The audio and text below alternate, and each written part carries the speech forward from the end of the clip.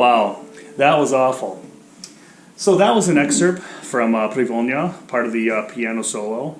And I just wanted to talk about how I create music and what MIDI is, and actually how a lot of musicians can start to get into music with MIDI instruments. So as you could hear, I can't actually play that right now. I made that about 3 years ago when I recorded Privolnia. And and actually, I ended up, it kind of bothered me that I couldn't play a piece that I actually recorded. I was going to sell to the public. So the full solo there, I spent about 4 hours one day and mastered it and got it down. I absolutely will never be able to play it again, probably. I don't have any interest. So, but anyways, a lot of the music that you'll hear, as far as drums go, as far as piano, maybe some of the other instruments are actually not me playing, or I should say, I recorded a section like that. Then what I did was pulled the notes around where they should actually be. So I'll give you an example of that. So let's delete with that little section there. Okay, goodbye. Oh, I left some little stragglers. So let's just throw some notes anywhere. And let's see what that sounds like. Now what I can do is I can pull the notes to where they line up with the timing of the music. So I have a certain tempo that's set into the music, and the little notes are snapping to where those should go. So let's see what this sounds like now.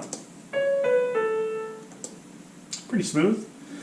So not only can you play a very rough passage and then pull the notes where they need to go, you don't actually have to play the instrument at all. And actually I can turn that into sounding like a violin or a cello or many other instruments or drums.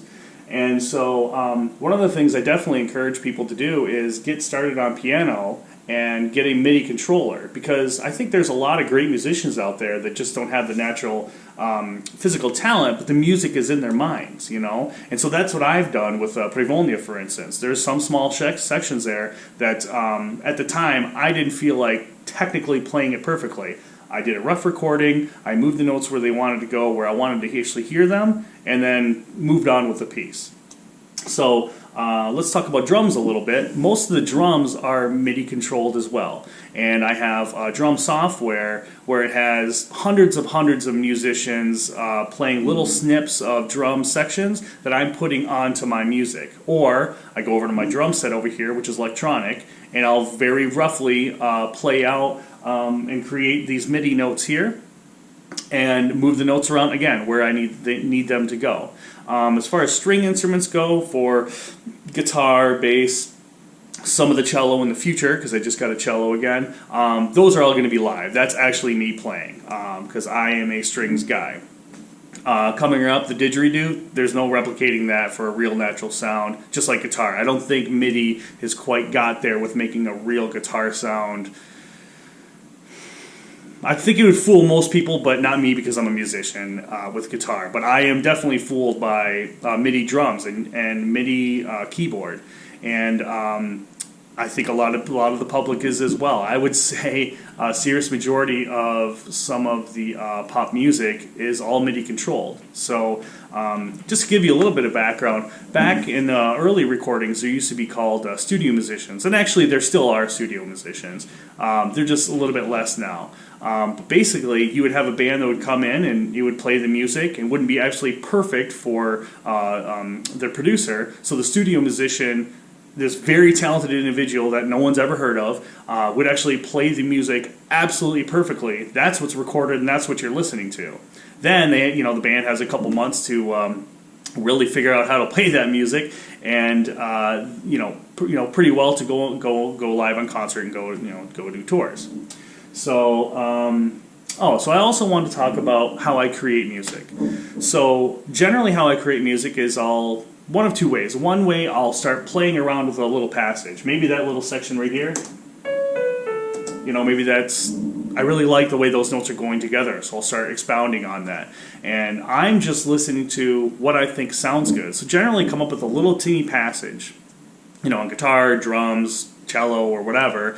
And then I record that little section with my phone, or on, if I'm in my studio, I'll record it with my studio.